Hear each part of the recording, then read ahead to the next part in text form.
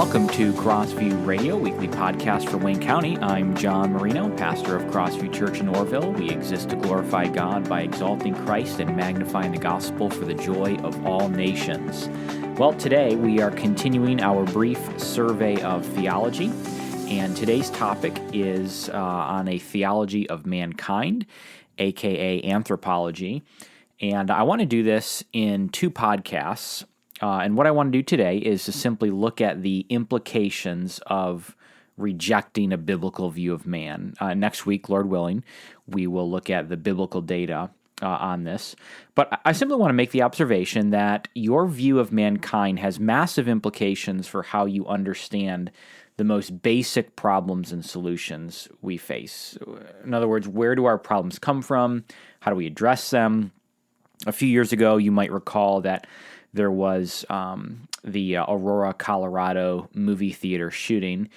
ABC was reporting on the shooting, and what they did in their reporting was they found a guy who had the same name as the shooter, and this guy was registered with the Aurora Tea Party there, and they said, well, we don't know for sure, but there's a guy who is part of the Tea Party here by this name. And what they ended up issuing an apology because basically it was a different person altogether, but basically the implication was that this guy was motivated to commit the crime because he was a member of the Tea Party.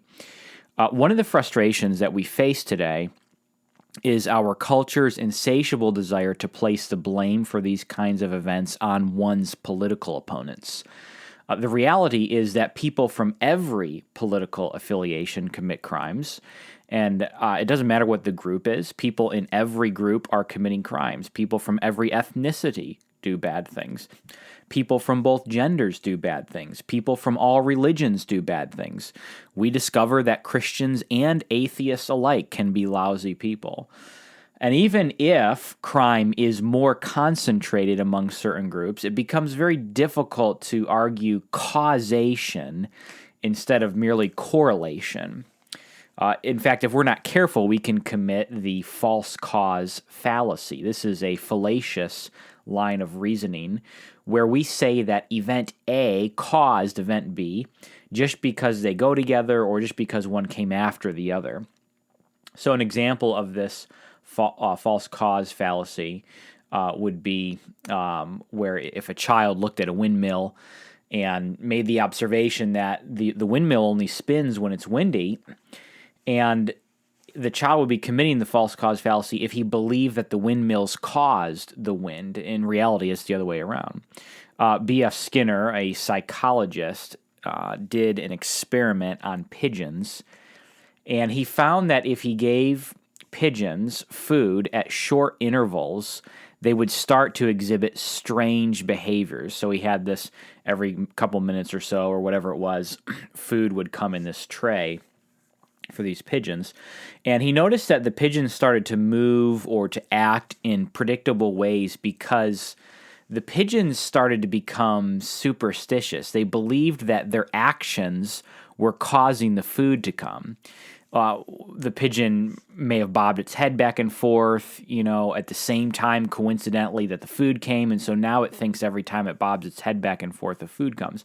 One of the pigeons in the experiment would specifically turn around in the cage in a counterclockwise direction, thinking that caused the food to come. People are the same way, right? We're superstitious. We all know the silly ones, like walking under a ladder or seeing a black cat or wearing your lucky socks to win a ball game. But there are other superstitions besides those that are just as unwarranted. Superstitions are examples of the false cause fallacy. Just because you got into a car accident after you walked under the bridge or walked under the ladder doesn't mean that caused the accident or whatever it might be. Another example of the false cause fallacy is to say that person A committed this crime because he or she was fill in the blank. And of course, now it's popular to have those along ethnic or political lines: black, white, Republican, Democrat, Tea Party member, whatever. Here's what I'm suggesting. There are two things that I'm suggesting here. The first one is that we need to be very, very careful about attributing causes when all we can observe is correlation. I'm not saying that there are no such thing as causes. There are causes, but correlation does not always necessitate causation. And if we get that mixed up, we could commit the false cause fallacy. Just because the criminal happened to be of a certain ethnicity or a certain political affiliation doesn't mean that everyone who shares those labels is, a criminal waiting to happen.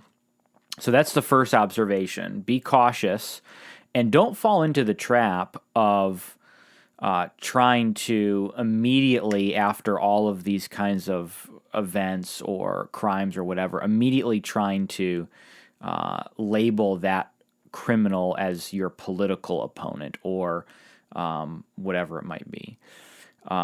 Be careful that we don't mix up correlation and causation. But secondly, I want to demonstrate that we really do, as a culture and as a society, have different views on what drives us.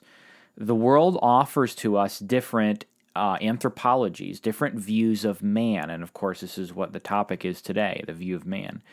The various psychological schools of thought reveal this to us. For instance, the psychoanalytic school of Sigmund Freud teaches that at the heart we are just selfish animals. That's their view of man. And so the goal of the counselor is to bring the counselee to insight of his condition and ultimately to blame all of the problems on the past. Theophotic counseling is one example of how this false foundation has worked its way into Christian counseling. So this idea of Sigmund Freud, that you're blaming your problems on your past, it's your mother or whatever he would blame it on. Theophotic counseling is looking into the past and trying to essentially blame your problems there. Our Amish neighbors to the south have been infiltrated with a variation of theophotic counseling and try to pin behavior on the past. And then what this type of counseling does is you try to go back into the past and reimagine Jesus walking with you or whatever it might be through this past trial, and that's how you get freedom out of this thing. This is very very Freudian in its outlook on life. Here's another example: the behavioristic school of B.F. Skinner, who I just shared that pigeon illustration from a moment ago. He was from this behavioristic school, and so this school of thought believes that mankind is ultimately neutral, and like Shamu the whale or a hunting dog, we'll do what we're told, we'll do what we're trained to do. And so the goal, if you are a member of the behavioristic school here, the goal would be to retrain the counselee and to blame the problems not on the past, but on the environment. And then we have, of course, the humanistic school of Carl Rogers. This school teaches that man is great and is wonderful.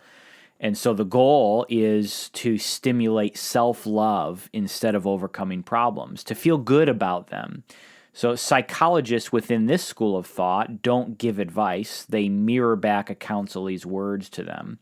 Change is not desirable, but rather self-acceptance. So if you go to a counselor who is of this humanistic school of thought, they will basically just mirror your words. So you might say, I'm feeling really depressed today, and they might repackage it a little bit and say, I'm really sensing that you feel just very down today.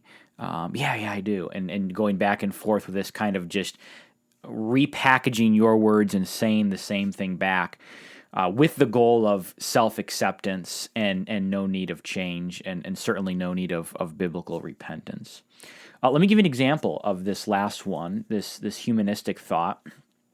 I saw a graphic today that said this. It said, quote, "Your value doesn't decrease based on someone's inability to see your worth," end quote.